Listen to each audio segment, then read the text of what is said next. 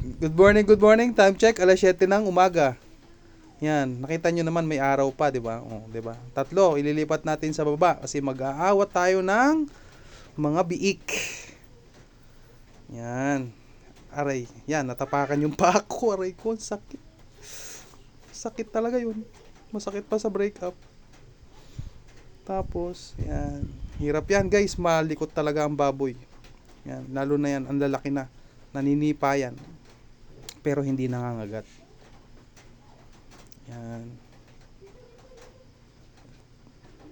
May hirapan na kasi. Yan.